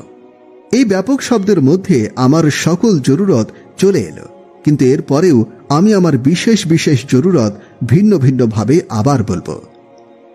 আমরা দোয়া করি, আল্লাহ, আপনি আমাদের অসুস্থদেরকে এবং মুসলমানদের সকল অসুস্থদেরকে সুস্থ করে দিন। তো এখানে ব্যাপকভাবে দোয়া করা হলো। পরে নাম নিয়ে নিয়ে আমাদের মধ্যে যারা অসুস্থ তাদের জন্য দোয়া করতে পারি। দোয়ার মধ্যে আরেকটি বিষয় হলো কবুলিয়াতের আশা নিয়ে দোয়া করা এবং দৃঢ়তার সাথে দোয়া করা, যেন আল্লাহর কাছ থেকে কেড়ে নেওয়া। আল্লাহ তাআলা আমাদেরকে দিয়েই দাও, আমাদেরকে মাগফিরাত করেই দাও। আল্লাহ, তুমি মন চাইলে দাও, মন চাইলে মাফ করে দাও, এভাবে নয়। এভাবে বললে আর দোয়া করার দরকারটা কি? আর আল্লাহর খাজানায় কি কোনো কিছুর অভাব আছে? হাদিসে তো এসেছে, আল্লাহ যদি সকলের সকল জরুরত পুরো করে দেন, আল্লাহর খাজানা বিন্দুমাত্র কমবে না। সুতরাং চাওয়ার সময় আমি কম চাইতে যাব কেন? আরেকটি বিষয় হলো অন্তর হাজির রেখে আল্লাহর কাছে দোয়া করা। অন্তর যদি গায়রে হাজির থাকে তাহলে দোয়া কবুল হয় না। হাত উঠিয়ে রাখলাম কিন্তু আমার মন পড়ে আছে অন্যদিকে, তাহলে দোয়া কবুল হবে না। মুখে তলব, দিলে তলব নেই, এটি দোয়া কবুল না হওয়ার একটি অনেক বড় কারণ। আরেকটা বিষয় হলো কান্না বা কান্নার ভাব নিয়ে দোয়া করা। কান্না মানুষের ইচ্ছাধীন বিষয় নয়। কখনো অনেক চেষ্টা করেও পারা যায় না, কখনো ছোটখাটো কারণেও কান্না চলে আসে। কিন্তু কান্নার ভাব ধরা এটা সব সময় সাধ্যের ভেতরেই থাকে। হাদিসে রাসূল করিম সাল্লাল্লাহু আলাইহি ওয়াসাল্লাম বলেছেন, কাঁদো অথবা কান্নার ভান করো, আমাদের জন্য কত সহজ করে দেয়া হয়েছে। আর দোয়ার মধ্যে কোনো ইমামতি নেই। এটা শাইখুল হাদিস আল্লামা আজিজুল হক সাহেবের শব্দ। প্রফেসর হামিদুর রহমান সাহেবও এই কথা খুবই নকল করেন। আজকাল অনেকে বলেন দোয়া পরিচালনা করবেন অমুক। আহা, দোয়া বুঝি পরিচালনার জিনিস? দোয়ার মধ্যে ইমামতি নেই, কথাটি অত্যন্ত অর্থবহ। নামাজের মধ্যে যেমন ইমাম সাহেব তাকবীর বলেন, তারপর অন্যরা তার অনুসরণ করেন। ইমাম সাহেবের আগে কোনো কিছু করলে যেমন নামাজ হবে না, তেমনি অনেকে মনে করেন দোয়ার মধ্যে ইমাম সাহেবের আগে কিছু করলে হবে না। না, এটা মোটেও জরুরি কোনো বিষয় নয়। তিনি শুরু করবেন তার সুবিধা মতো, আর আমি শুরু করব আমার সুবিধা মতো। তিনি যে দোয়া করেছেন, আমি চাইলে তার দোয়ার উপরও আমিন বলতে পারি, আর চাইলে আমার জরুরতের বিষয়েও আমি নিজে নিজে আল্লাহর কাছে দোয়া করতে পারি। আর আমার এখন বিস্তারিত দোয়া করার সময় নেই, আমি কিছুক্ষণ দোয়া করে চলে গেলাম, কোনো সমস্যা নেই। অথবা আমি শরিক হলাম না, আলোচনা হলো, আলোচনার পরে দোয়া শুরু হলো, কিন্তু আমি দোয়ায় শরিক না হয়ে চলে গেলাম, তাহলে এতে আপত্তি করার কিছু নেই। কিন্তু মানুষ মনে করে দোয়ায় থাকা বয়ানে থাকার চেয়েও গুরুত্বপূর্ণ। তাই তারা কেউ দোয়াতে শরিক না হলে বলে যে, আরে এতক্ষণ বয়ানে শরিক হলো, এখন দোয়ায় শরিক না হয়েই চলে গেল। অথচ বাস্তবিক পক্ষে দোয়ার চেয়ে বয়ানের গুরুত্ব অনেক বেশি। আর দোয়া তো সে নিজে নিজেই করতে পারে। আল্লাহ তাআলা আমাদের সঠিকভাবে দোয়া করার তৌফিক দান করুন, আমিন। গুরুত্বপূর্ণ কতিপয় আমল। ফজরের সুন্নত শেষে সূরা ফাতিহার আমল। 1. নিয়মিত ফজরের সুন্নত ও ফজরের মধ্যবর্তী সময়ে 21 বার বিসমিল্লাহর সাথে সূরা ফাতিহার প্রথম আয়াত মিলিয়ে সূরা ফাতিহা পাঠ করলে 1. সে দরিদ্র হলে অর্থশালী হবে। 2. ঋণগ্রস্ত থাকলে ঋণমুক্ত হবে। 3. দুর্বল থাকলে শক্তিশালী হবে। 4. সকলের অনুরক্ত ও ভক্তিভাজন হবে। 5. শত্রুর চোখে ভয়ঙ্কর এবং বন্ধুর চোখে প্রিয় হবে। উক্ত নিয়মে 40 দিনের মধ্যে কোনো দিন বাদ না দিলে 1. সে হারানো চাকরি ফিরে পাবে। 2. বন্ধা স্ত্রীলোক সন্তান লাভ করবে। 2. কেউ নিয়মিত ফজরের সুন্নত ও ফজরের মধ্যবর্তী সময়ে 41 বার বিসমিল্লাহর সাথে সূরা ফাতিহার প্রথম আয়াত মিলিয়ে সূরা ফাতিহা পাঠ করলে সে যে উদ্দেশ্যে পাঠ করবে তা হাসিল হবে। উহা পানিতে দম করে যে কোনো ধরনের রোগীকে পান করালে উক্ত রোগী আরোগ্য লাভ করবে। জাদুগ্রস্ত ব্যক্তিকে পান করালে জাদু থেকে আরোগ্য লাভ করবে। সূরা ফাতিহার সংক্ষিপ্ত মাহাত্ম্য ও ফজিলাত। নবী করিম সাল্লাল্লাহু আলাইহি ওয়াসাল্লাম ইরশাদ করেছেন, যার হাতে আমার প্রাণ, আমি তার শপথ করে বলছি, সূরা ফাতিহার মতো দ্বিতীয় কোন সূরা তাওরাত, ইনজিল, জাবুর এবং স্বয়ং কুরআনের মধ্যেও নেই। হযরত আবু হুরায়রা রাদিয়াল্লাহু আনহু থেকে বর্ণিত, নবী করিম সাল্লাল্লাহু আলাইহি ওয়াসাল্লাম বলেছেন, সূরা ফাতিহা প্রত্যেক রোগের ঔষধ বিশেষ। ইমাম তিরমিজি রাহিমাহুল্লাহ হযরত ওমর রাদিয়াল্লাহু আনহু হতে বর্ণনা করেন, সূরা ফাতিহার মধ্যে যাবতীয় রোগের শেফা রয়েছে। 5 ওয়াক্ত নামাজ শেষে আমল। নামাজ শেষে ইস্তেগফার। নবী করিম সাল্লাল্লাহু আলাইহি ওয়াসাল্লাম সালাম ফিরানোর পরে নামাজ শেষ করে 3 বার ইস্তেগফার করতেন। আস্তাগফিরুল্লাহ, আস্তাগফিরুল্লাহ, আস্তাগফিরুল্লাহ, এবং বলতেন, আল্লাহুম্মা আনতা সালামু ওয়া মিনকা সালামু তাবারাকতা ইয়া যাল জালালি ওয়াল ইকরাম।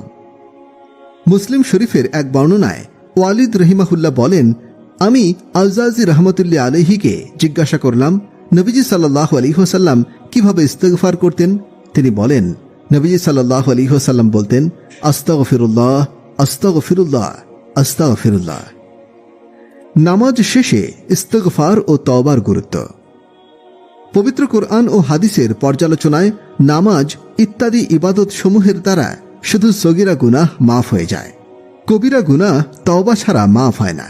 এই জন্য নামাজ আদায়ের সাথে সাথে মনোযোগ সহকারে তওবা ও ইস্তেগফার করা উচিত। এতে অলসতা করা উচিত নয়। অবশ্যই আল্লাহ তাআলা যদি আপন দয়া ও অনুগ্রহে কাউকে কবিরা গুনাহ ক্ষমা করে দেন তবে ভিন্ন কথা। নামাজ শেষে আল্লাহ তাআলার একত্ববাদ ঘোষণা এবং প্রশংসামূলক দোয়া মুগিরা ইবনে শুআইব রাদিয়াল্লাহু আনহু এর কাতিব ওয়াররাদ রাদিয়াল্লাহু আনহু বর্ণনা করেন যে, মুগিরা ইবনে শুবা রাদিয়াল্লাহু আনহু আমাকে দিয়ে মুয়াবিয়া রাদিয়াল্লাহু আনহু এর এই মর্মে একখানা পত্র লেখেন যে, নবী করিম সাল্লাল্লাহু আলাইহি ওয়াসাল্লাম প্রত্যেক ফরজ নামাজের পরে একটি দোয়া পাঠ করতেন।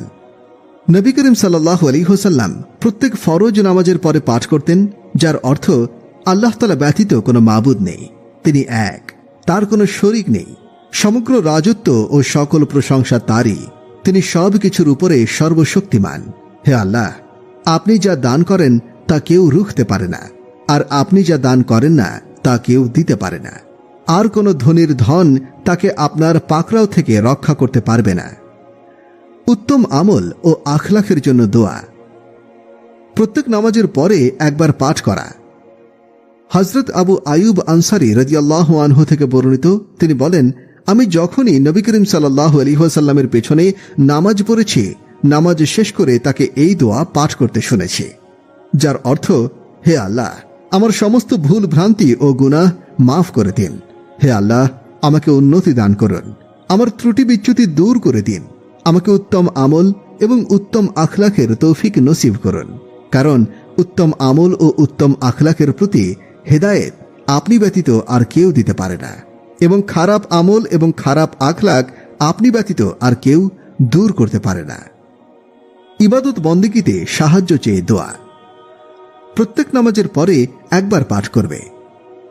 হযরত মুয়াজ ইবনে জাবাল রাদিয়াল্লাহু আনহু থেকে বর্ণিত আছে যে, নবী করিম সাল্লাল্লাহু আলাইহি ওয়াসাল্লাম তার হাত ধরে বলেছেন, হে মুয়াজ, আল্লাহর কসম, তোমাকে আমি মহব্বত করি। এরপর বললেন, আমি তোমাকে ওসিয়ত করছি যে কোনো নামাজ পড়ার পরে এই দোয়া পড়া ছেড়ে দিও না। হে আল্লাহ, আমাকে তোমার জিকির, শুকর এবং সুষ্ঠু ইবাদতে সাহায্য করো। সমুদ্রের ফেনা পরিমাণ পাপ হলেও মাফ হওয়ার আমল। হযরত আবু হুরায়রা রাদিয়াল্লাহু আনহু থেকে বর্ণিত, রাসূল পাক সাল্লাল্লাহু আলাইহি ওয়াসাল্লাম বলেছেন, প্রত্যেক নামাজের পরে যে ব্যক্তি সুবহানাল্লাহ 33 বার, আলহামদুলিল্লাহ 33 বার, আল্লাহু আকবার 33 বার পাঠ করে, আর এতে মোট 99 বার হয়। আর যদি একবার পাঠ করে, লা ইলাহা ইল্লাল্লাহু ওয়াহদাহু লা শারীকা লাহু লাহুল মুলকু ওয়া লাহুল হামদু ওয়া হুয়া আলা কুল্লি শাইইন কাদির, অর্থাৎ আল্লাহ ব্যতীত কোনো মাবুদ নেই, তিনি এক, যার কোনো শরীক নেই, সমগ্র রাজত্ব ও সকল প্রশংসা তারই, তিনি সব কিছুর উপরে সর্বশক্তিমান। তবে 100 বার পূর্ণ হয়। কেউ এরূপ পাঠ করলে তার পাপ যদি সমুদ্রের ফেনা পরিমাণও হয়, তবে তা মাফ হয়ে যায়। উল্লেখ্য, অন্য এক রেওয়াতে আছে সুবহানাল্লাহ 33 বার, আলহামদুলিল্লাহ 33 বার এবং আল্লাহু আকবার 34 বার পাঠ করার কথাও বর্ণিত হয়েছে। জাহান্নাম থেকে মুক্তি পাওয়ার আমল। প্রত্যেক ফজর ও মাগরিবের নামাজের পরে 7 বার। হযরত মুসলিম ইবনে হারিস তামিমি রাদিয়াল্লাহু আনহু বলেন, নবী করিম সাল্লাল্লাহু আলাইহি ওয়াসাল্লাম আমাকে চুপে চুপে বলেছেন, যখন তুমি মাগরিবের নামাজে শেষ করো তখন এই দোয়া 7 বার পড়ে নিও। আল্লাহুম্মা আজিরনি মিনান নার, অর্থাৎ হে আল্লাহ, আমাকে দোজখ থেকে নিরাপদ রেখো। যদি তুমি তা পাঠ করো আর ওই রাতেই তোমার মৃত্যু এসে যায় তবে দোজখ থেকে নিরাপদ থাকবে। যদি ফজরের নামাজের পরেও এই দোয়া 7 বার পাঠ করো আর ওই দিনেই তোমার মৃত্যু এসে যায় তবে দোজখ থেকে নিরাপদ থাকবে। 70 বার আল্লাহ তাআলার রহমতের দৃষ্টি লাভ করার আমল। নামাজের পরে নিম্নোক্ত প্রতিটি বিষয়ে একবার পাঠ করবে। ইমাম বাগভী রহিমাহুল্লাহ তার নিজস্ব একটি রেওয়াতে হাদিস বর্ণনা করেছেন যে নবী করিম সাল্লাল্লাহু আলাইহি ওয়াসাল্লাম বলেছেন, আল্লাহ রাব্বুল আলামিন ইরশাদ করেন, যে ব্যক্তি প্রত্যেক নামাজের পরে সূরা ফাতিহা, আয়াতুল কুরসি এবং সূরা আল ইমরানের শাহাদাল্লাহ আয়াত শেষ পর্যন্ত এবং কুল আল্লাহু আয়াত ইয়াগির হাসাব পর্যন্ত পাঠ করে, আমি তার ঠিকানা জান্নাতে করে দিব, আমার কাছাকাছি স্থান দিব, দৈনিক 70 বার তার প্রতি রহমতের দৃষ্টি দেব আর 70টি প্রয়োজন মিটিয়ে দেব, শত্রুর কবল থেকে তাকে আশ্রয় দেব এবং শত্রুর বিরুদ্ধে জয় করব। আয়াতুল কুরসির অর্থ হল, আল্লাহ ছাড়া অন্য কোনো উপাস্য নেই, তিনি জীবিত, সব কিছুর ধারক, তাকে তন্দ্রাও স্পর্শ করতে পারে না এবং নিদ্রাও নয়। আসমান ও জমিনে যা কিছু আছে সবই তার। কে আছে এমন যে সুপারিশ করবে তার কাছে তার অনুমতি ছাড়া? দৃষ্টির সামনে কিংবা পিছনে যা কিছু রয়েছে সে সবই তিনি জানেন। তার জ্ঞান সীমা থেকে তারা কোনো কিছুকেই পরিবেষ্টিত করতে পারে না, কিন্তু যতটুকু তিনি ইচ্ছা করেন। তার সিংহাসন সমস্ত আসমান ও জমিনকে পরিবেষ্টিত করে আছে, আর সেগুলোকে ধারণ করা তার পক্ষে কঠিন নয়। তিনি সর্বোচ্চ ও সর্বাপেক্ষা মহান। সূরা আল ইমরান 18-19 নম্বর আয়াত। আল্লাহ সাক্ষ্য দিয়েছেন যে তাকে ছাড়া আর কোনো উপাস্য নেই। ফেরেশতাগণ এবং ন্যায়নিষ্ঠ জ্ঞানীগণও সাক্ষ্য দিয়েছেন যে তিনি ছাড়া আর কোনো ইলাহ নেই। তিনি পরাক্রমশালী, প্রজ্ঞাময়। নিঃসন্দেহে আল্লাহর নিকট গ্রহণযোগ্য দিন একমাত্র ইসলাম, এবং যাদের প্রতি কিতাব দেয়া হয়েছে তাদের নিকটে প্রকৃত জ্ঞান আসার পরেও ওরা মতবিরোধে লিপ্ত হয়েছে। শুধুমাত্র পরস্পর বিদ্বেষবশত যারা আল্লাহর নিদর্শন সমূহের প্রতি কুফরি করে তাদের জানা উচিত যে নিশ্চিতরূপে আল্লাহ তাআলা হিসাব গ্রহণে অত্যন্ত দ্রুত। সূরা আল ইমরান 26-27 আয়াত।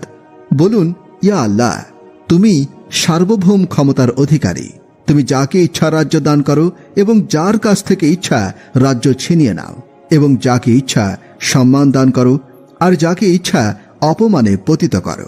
তোমারই হাতে রয়েছে যাবতীয় কল্যাণ। নিশ্চয়ই তুমি সর্ববিষয়ে ক্ষমতাশীল। তুমি রাতকে দিনের ভিতরে প্রবেশ করাও এবং দিনকে রাতের ভিতরে প্রবেশ করিয়ে দাও, আর তুমি জীবিতদেরকে মৃতের ভেতর থেকে বের করে আনো এবং মৃতকে জীবিতদের ভেতর থেকে বের করো, আর তুমি যাকে ইচ্ছা বেহিসাব রিজিক দান করো। মৃত্যুর পর জান্নাতে যাওয়ার আমল। হযরত আবু উমামা রাদিয়াল্লাহু আনহু বর্ণনা করেন, নবী করিম সাল্লাল্লাহু আলাইহি ওয়াসাল্লাম ইরশাদ করেছেন, যে ব্যক্তি প্রত্যেক ফরজ নামাজের পর একবার আয়াতুল কুরসি নিয়মিত পাঠ করবে তার জন্য বেহেশত প্রবেশের পথ একমাত্র মৃত্যু ছাড়া আর কোনো অন্তরায় থাকে না। অর্থাৎ মৃত্যুর সাথে সাথেই সে বেহেশতের ফলাফল এবং আরাম আয়েশ উপভোগ করতে শুরু করবে। হযরত হাসান ইবনে আলী রাদিয়াল্লাহু আনহু বর্ণনা করেন, রাসূলুল্লাহ সাল্লাল্লাহু আলাইহি ওয়াসাল্লাম বলেছেন, যে ব্যক্তি ফজর নামাজের পরে আয়াতুল কুরসি পড়ে সে পরবর্তী নামাজ পর্যন্ত আল্লাহ তাআলার হেফাজতে থাকে। 70টি প্রয়োজন পূর্ণ হওয়ার আমল। প্রতি নামাজের পর নিম্নোক্ত প্রতিটি বিষয় একবার পাঠ করবে। হযরত আবু আয়ুবী আনসারী রাদিয়াল্লাহু আনহু বর্ণনা করেন যে হযরত নবী করিম সাল্লাল্লাহু আলাইহি ওয়াসাল্লাম বলেন, যে ব্যক্তি প্রত্যেক ফরজ নামাজের পরে আয়াতুল কুরসি, সূরা আল ইমরানের 18-19 নম্বর আয়াত এবং সূরা আল ইমরানের 26-27 নম্বর আয়াত পাঠ করে, আল্লাহ তাআলা তার সমস্ত গুনাহ ক্ষমা করে দিয়ে তাকে জান্নাতে স্থান দেবেন। এছাড়াও তিনি তার ৭০টি প্রয়োজন মেটাবেন। তার মধ্যে সর্বনিম্ন প্রয়োজন হবে মাগফিরাত বা আল্লাহ তাআলার ক্ষমা। রুহুল মাআনি 2/144। ঋণ পরিশোধ করা ও শত্রু দমনের আমল।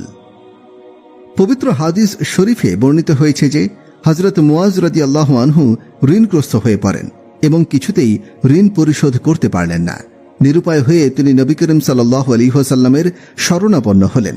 তিনি মুয়াজ রাদিয়াল্লাহু আনহুকে সূরা আল ইমরানের ২৬ থেকে ২৭ নম্বর আয়াতে কারিমা পাঠ করে উপদেশ দিলেন। হযরত মুয়াজ রাদিয়াল্লাহু আনহু এই আয়াত দুটির বরকতে শীঘ্রই ঋণ মুক্ত হলেন। প্রত্যেক নামাজের পরে এবং শয়নকালে সূরা আল ইমরানের ২৬ থেকে ২৭ নম্বর আয়াত বহুবার পড়লে উপার্জন বৃদ্ধি এবং সৌভাগ্যশীল ও দারিদ্রতা দূর হয়। ফজর ও মাগরিবের পর সূরা আল ইমরানের ২৬ থেকে ২৭ নম্বর আয়াত ৭ বার করে পড়লে আল্লাহর রহমতে ঋণ এবং শত্রু দমন হবে। আমলে নাজাত। নবী করিম সাল্লাল্লাহু আলাইহি ওয়াসাল্লামের শাফায়াত ও তাকে স্বপ্ন দেখার আমল। প্রতি নামাজের পরে একবার বা ৭ বার কিংবা রোজ ৪১ বার পাঠ করবে। সূরা তাওবার শেষ ২ আয়াত প্রত্যেক ফরজ নামাজের পরে একবার পাঠ করলে কিয়ামতের দিন নবী করিম সাল্লাল্লাহু আলাইহি ওয়াসাল্লামের শাফায়াত লাভ করবে। আর প্রত্যেক ফরজ নামাজের শেষে ৭ বার পাঠ করলে ১. সে দুর্বল হলে বলবান হবে, ২. লাঞ্ছিত হলে সম্মানিত হবে, ৩. পরাজিত হলে পরাক্রান্ত হবে, ৪. দরিদ্র থাকলে ধনবান হবে, ৫.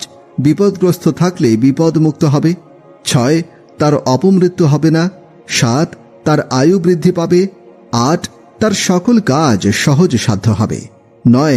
স্বপ্নে নবী করিম সাল্লাল্লাহু আলাইহি ওয়াসাল্লামের সাক্ষাৎ লাভ না হয়ে পারবে না। আবু দাউদ শরীফ। ১০. প্রতিদিন ৪১ বার পাঠ করলে স্বপ্নে নবী করিম সাল্লাল্লাহু আলাইহি ওয়াসাল্লামের সাক্ষাৎ লাভ করবে। সংশ্লিষ্ট একটি ঘটনা। আবুল কাশেম খাফফাফ রহমতুল্লাহ আলাইহি বলেন, একদিন শিবলি রহমতুল্লাহ আলাইহি শায়েখ আবু বকর ইবনে মুজাহিদের মসজিদে উপস্থিত হলেন। শায়েখ আবু বকর রহমতুল্লাহ আলাইহি তার সম্মানার্থে উঠে দাঁড়ালেন। এটি দেখে তার শীর্ষগণ বললেন, যখন উজির সাহেব আগমন করেন তখন তো আপনি তার সম্মানার্থে দাঁড়ান না, অথচ এখন শিবলি রহমতুল্লাহ আলাইহির জন্য দাঁড়ালেন, এর কারণ কি? তিনি বলেন, নবী করিম সাল্লাল্লাহু আলাইহি ওয়াসাল্লাম যাকে সম্মান প্রদর্শন করেন তাকে সম্মান প্রদর্শন করা কি আমার উচিত নয়? আমি একদিন নবী করিম সাল্লাল্লাহু আলাইহি ওয়াসাল্লামকে স্বপ্নে দেখলাম। তিনি বললেন, হে আবু বকর, আগামীকাল তোমার নিকট একজন বেহেশতি আসবে, সে আসলে তাকে সম্মান প্রদর্শন করো। এর ২-৩ দিন পরে আমি আবার নবীজি সাল্লাল্লাহু আলাইহি ওয়াসাল্লামকে স্বপ্নে দেখলাম। তিনি বললেন, তুমি যেমন একজন বেহেশতিকে সম্মান প্রদর্শন করেছ, তেমনি আল্লাহ তাআলা তোমাকে সম্মানিত করুন। আমি বললাম, ইয়া রাসূলুল্লাহ সাল্লাল্লাহু আলাইহি ওয়াসাল্লাম, শিবলি রহমতুল্লাহ আলাইহির এই সম্মান লাভ কিভাবে হলো? তিনি বললেন, যেহেতু সে ৫ ওয়াক্তে প্রত্যেক ফরজ নামাজের পরে সূরা তাওবার শেষ ২ আয়াত পাঠ করার পরে ৩ বার বলে, সাল্লাল্লাহু তাআলা আলাইহি ওয়া ইলাইহি ওয়া বারাকা ইয়া সাইয়্যিদিনা মুহাম্মদ। এই আমলটি সে ৮০ বছর যাবত করে আসছে। যে ব্যক্তি এরূপ করেন তাকে আমি সম্মান প্রদর্শন করব না? জান্নাতের যে কোনো দরজা দিয়ে প্রবেশ এবং যে কোনো হুরকে বিয়ে করার আমল। হযরত জাবের ইবনে আব্দুল্লাহ রাদিয়াল্লাহু আনহু থেকে বর্ণিত, নবী করিম সাল্লাল্লাহু আলাইহি ওয়াসাল্লাম বলেছেন, ৩টি কাজ এমন রয়েছে যে ব্যক্তি এগুলো সম্পাদন করবে সে জান্নাতের দরজাগুলোর যে কোনো দরজা দিয়ে প্রবেশ করতে পারবে এবং জান্নাতের যে কোনো হুরের সাথে ইচ্ছা বিবাহ বন্ধনে আবদ্ধ হতে পারবে। প্রথমত, যে ব্যক্তি তার হত্যাকারীকে ক্ষমা করে দেয়। দ্বিতীয়ত, নিজের গোপনীয় ঋণ পরিশোধ করে দেয়। তৃতীয়ত, প্রত্যেক ফরজ নামাজের পরে ১০ বার সূরা ইখলাস পাঠ করে। তখন হযরত আবু বকর রাদিয়াল্লাহু আনহু জিজ্ঞাসা করলেন, ইয়া রাসূলুল্লাহ সাল্লাল্লাহু আলাইহি ওয়াসাল্লাম, এর ৩টি কাজের যে কোনো একটি যদি কেউ করে? উত্তরে নবী করিম সাল্লাল্লাহু আলাইহি ওয়াসাল্লাম বললেন, একটি করলেও একই রকম সম্মান সে লাভ করবে। দুররে মানসুর ৮/৬৭৩। জান্নাতে প্রাসাদ নির্মিত হওয়ার আমল। যে কোনো সময় সূরা ইখলাস ১০ বার পড়লে জান্নাতে একটি প্রাসাদ নির্মিত হয়। হযরত মুয়াজ ইবনে আনাস আল জুহানি রাদিয়াল্লাহু আনহু বর্ণনা করেছেন, কেহ যদি ১০ বার সূরা ইখলাস পাঠ করে তবে আল্লাহ তাআলা তার জন্য জান্নাতে একটি প্রাসাদ নির্মাণ করবেন। হযরত ওমর রাদিয়াল্লাহু আনহু আরজ করলেন, ইয়া রাসূলুল্লাহ সাল্লাল্লাহু আলাইহি ওয়াসাল্লাম, তবে তো আমি অনেক বেশি পরিমাণে পড়ব। নবীজি সাল্লাল্লাহু আলাইহি ওয়াসাল্লাম ইরশাদ করলেন, আল্লাহ তাআলা অনেক বেশি উত্তম সওয়াব দানকারী। সকল প্রকার অনিষ্ট থেকে আশ্রয় প্রার্থনার আমল। সূরা ইখলাস, সূরা ফালাক, সূরা নাস একবার করে পাঠ করবে। প্রত্যেক ফরজ নামাজের পরে একবার করে সূরা ইখলাস, সূরা ফালাক, সূরা নাস পড়া মুস্তাহাব। উক্ত সূরা সকাল সন্ধ্যায় প্রতিটি 3 বার করে পাঠ করবে। হযরত ওমর রাদিয়াল্লাহু আনহু থেকে বর্ণিত, তিনি বলেন, নবীজি সাল্লাল্লাহু আলাইহি ওয়াসাল্লাম আমাকে প্রত্যেক নামাজের পরে সূরা ফালাক ও সূরা নাস পাঠ করতে আদেশ করেছেন। বিশেষ মর্যাদা এবং গুরুত্বপূর্ণ 3টি সূরা। সূরা ইখলাস, সূরা ফালাক ও সূরা নাস তাওরাত, ইনজিল, জাবুর ও কুরআনের প্রতিটি কিতাবেই নাজিল হয়েছে। সূরা ফালাক ও নাসের ফজিলত। হযরত আয়েশা রাদিয়াল্লাহু আনহা বলেন, নবী করিম সাল্লাল্লাহু আলাইহি ওয়াসাল্লাম কোন রোগে আক্রান্ত হলে সূরা ফালাক এবং সূরা নাস পড়ে ফু দিয়ে সর্বাঙ্গে হাত বুলিয়ে দিতেন। অন্য এক হাদিসে এসেছে, নবী করিম সাল্লাল্লাহু আলাইহি ওয়াসাল্লাম জিন ও মানুষের কুদৃষ্টি হতে আশ্রয় প্রার্থনা করতেন। এই দুটি সূরা অবতীর্ণ হওয়ার পরে তিনি এই সূরা দুটিকে গ্রহণ করেন এবং বাকি সব ছেড়ে দেন। একজন জান্নাতি সাহাবীর আমল। হযরত আনাস ইবনে মালিক রাদিয়াল্লাহু আনহু বলেন, আমরা রাসূল সাল্লাল্লাহু আলাইহি ওয়াসাল্লামের দরবারে মসজিদে নববীতে উপবিষ্ট ছিলাম। তখন তিনি বললেন, তোমাদের নিকট একজন জান্নাতি মানুষ আগমন করবে। অতঃপর একজন সাহাবী আগমন করলেন। তার দাড়ি থেকে সদ্যকৃত অজুর পানির ফোঁটা ঝরে পড়ছিল। তিনি তার বাম হাতে জুতা দিয়ে মসজিদে প্রবেশ করলেন। তার পরদিন নবী করিম সাল্লাল্লাহু আলাইহি ওয়াসাল্লাম আমাদেরকে অনুরূপ কথা বললেন এবং প্রথম দিনের মতো সেই সাহাবী আগমন করলেন এবং তৃতীয় দিনও তাই হল। নবী করিম সাল্লাল্লাহু আলাইহি ওয়াসাল্লাম সেই কথা আবার বললেন এবং যথারীতি সেই সাহাবী পূর্বের অবস্থায় আগমন করলেন। নবী করিম সাল্লাল্লাহু আলাইহি ওয়াসাল্লাম যখন আলোচনা শেষ করে উঠে দাঁড়ালেন, তখন আব্দুল্লাহ ইবনে আমর ইবনুল আস রাদিয়াল্লাহু আনহু সেই সাহাবীর অনুগামী হলেন। তিনি তাকে বললেন, আমি আমার পিতার সাথে ঝগড়া করে শপথ করেছি 3 দিন পর্যন্ত তার ঘরে যাব না। এই 3 দিন আমাকে যদি আপনার ঘরে থাকার সুযোগ করে দিতেন তবে আমি সেখানে থাকতাম। তিনি বললেন, হ্যাঁ, থাকতে পারো। বর্ণনাকারী হযরত আনাস রাদিয়াল্লাহু আনহুকে বলেন, হযরত আব্দুল্লাহ রাদিয়াল্লাহু আনহু বলতেন, তিনি তার সাথে সেখানে সেই 3 রাত অতিবাহিত করলেন। তিনি তাকে রাতে উঠে তাহাজ্জুদের নামাজ পড়তেও দেখলেন না। তবে তিনি যখন ঘুমাতেন, বিছানায় পার্শ্ব পরিবর্তন করতেন, তখন আল্লাহ তাআলার জিকির করতেন। হযরত আব্দুল্লাহ রাদিয়াল্লাহু আনহু বলেন, তার মুখ থেকে কিন্তু ভালো কথা ছাড়া কোনো মন্দ কথা শুনিনি। যখন 3 দিন অতিবাহিত হয়ে গেল এবং তার আমলকে সাধারণ ও মামুলি মনে করতে লাগলাম, তখন তাকে বললাম, হে আল্লাহর বান্দা, আমি রাসূলুল্লাহ সাল্লাল্লাহু আলাইহি ওয়াসাল্লামকে আপনার সম্পর্কে 3 বার কথা বলতে শুনেছি যে এখনই তোমাদের নিকট একজন জান্নাতি মানুষ আগমন করবে। উক্ত 3 বারই আপনি আগমন করেছেন। তাই আমি ইচ্ছা করলাম আপনি কি আমল করেন তা দেখতে আপনার নিকটে থাকব, যাতে আমিও তা করতে পারি। আপনাকে তো বেশি আমল করতে দেখিনি, তাহলে কোন গুণ আপনাকে এই মহান মর্যাদায় উপনীত করেছে যা রাসূল সাল্লাল্লাহু আলাইহি ওয়াসাল্লাম বলেছেন? তিনি বললেন, তুমি যা দেখেছ ওই অতটুকুই। হযরত আব্দুল্লাহ ইবনে আমর রাদিয়াল্লাহু আনহু বলেন, যখন আমি ফিরে আসছিলাম তখন তিনি আমাকে ডাকলেন। তারপর বললেন, আমার আমল বলতে ওই অতটুকুই যা তুমি দেখেছ। তবে আমি আমার অন্তরে কোনো মুসলমানের প্রতি বিদ্বেষ পোষণ করি না এবং আল্লাহ তাআলা কাউকে কোনো নিয়ামত দান করলে সেজন্য তার প্রতি হিংসা রাখি না। হযরত আব্দুল্লাহ ইবনে আমর রাদিয়াল্লাহু আনহু বলেন, এই গুণই আপনাকে এত বড় মর্যাদায় উপনীত করেছে, আর সেটাই আমরা করতে পারি না। হাদিসের কিছু ফাওয়ায়েদ। উক্ত হাদিসে আগন্তুক জান্নাতি সাহাবীর নাম অনুচ্চারিত হলেও তিনি হলেন বিখ্যাত সাহাবী হযরত সাদ ইবনে আবি ওয়াক্কাস রাদিয়াল্লাহু আনহু, যিনি জান্নাতের সুসংবাদ প্রাপ্ত 10 সাহাবীর একজন। এখানে তার ফজিলত এবং অন্যান্য মর্যাদার পাশাপাশি তার বিশেষ একটি গুণ ও অনুপম স্বতন্ত্র বৈশিষ্ট্যের কথা আলোচনা করা হয়েছে।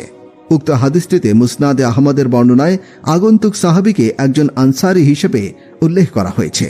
নিঃসন্দেহে তা পরবর্তী কোনো বর্ণনাকারীর ভুল, কারণ অন্যান্য বর্ণনা সূত্রে স্পষ্টভাবেই হযরত সাদ ইবনে আবি ওয়াক্কাস রাদিয়াল্লাহু আনহু এর নাম উল্লেখ রয়েছে। রাসূল করিম সাল্লাল্লাহু আলাইহি ওয়াসাল্লাম সাহাবায়ে কেরামের সম্মুখে এক জান্নাতি সাহাবীর কথা বলে নেককার মানুষের প্রশংসার মাধ্যমে সৎকর্ম এবং উত্তম আচরণের প্রতি জোর তাগিদ দিয়েছেন এবং তাদের সে মহৎ স্বভাব এবং বিশেষ গুণ অর্জন করার প্রতি উৎসাহিত করেছেন। মুমিনদের করণীয় হল মুত্তাকি ও নেককার লোকদের আমল আগ্রহ এবং মনোযোগের সাথে পর্যবেক্ষণ করা এবং অনুকরণ এবং অনুসরণের নিমিত্তেই সেই গুণ অর্জন করার যথাসাধ্য চেষ্টা করা, প্রয়োজনে তাদের নিকটে অবস্থান করে তাদের সান্নিধ্য গ্রহণ করা। যেমন আল্লাহ তাআলা ইরশাদ করেছেন, তারা ছিল এমন লোক যাদেরকে আল্লাহ তাআলা হেদায়েত করেছেন, সুতরাং তুমিও তাদের পথের অনুসরণ করো। হযরত আব্দুল্লাহ ইবনে আমর রাদিয়াল্লাহু আনহু এই অনুপ্রেরণা থেকেই ওই সাহাবীর নিকটে অবস্থান করেছেন। আর হাদিসের সেই সুস্পষ্ট বক্তব্য যা সহজেই বোধগম্য, জান্নাত লাভের অধিকারী নিষ্কলুষ আত্মার ফজিলাত, আত্মশুদ্ধি করা, অন্তরকে পাক পবিত্র রাখা এবং হিংসা বিদ্বেষ এবং অন্যান্য আত্মার ব্যাধি থেকে মুক্ত রাখা হচ্ছে এমন একটি গুণ যা মানুষকে দুনিয়া ও আখিরাতে সফলতার শীর্ষ চূড়ায় নিয়ে যায় তথা জান্নাত লাভের উপযোগী বানায়। কারণ মানুষের অন্তর হল ঈমান, ইখলাস ও তাকওয়ার স্থান। সুতরাং কোনো খাঁটি মুমিনের অন্তরে ঈমান, তাকওয়া এবং হিংসা বিদ্বেষ কখনো একসাথে থাকতে পারে না। এজন্যই রাসূল করিম সাল্লাল্লাহু আলাইহি ওয়াসাল্লাম হযরত আনাস রাদিয়াল্লাহু আনহুকে বলেছেন, হে বৎস, কারো প্রতি বিদ্বেষ পোষণ করা ব্যতীত তুমি যদি সকাল সন্ধ্যা অতিবাহিত করতে অর্থাৎ জীবন কাটাতে সক্ষম হও তাহলে তাই করো। হিংসা বিদ্বেষ হল ঈমান ইসলামের পরিপন্থী এমন অসৎ প্রবণতা যা মানুষের নেকিকে ধ্বংস করে এবং জান্নাতের পথ থেকে দূরে সরিয়ে দেয়।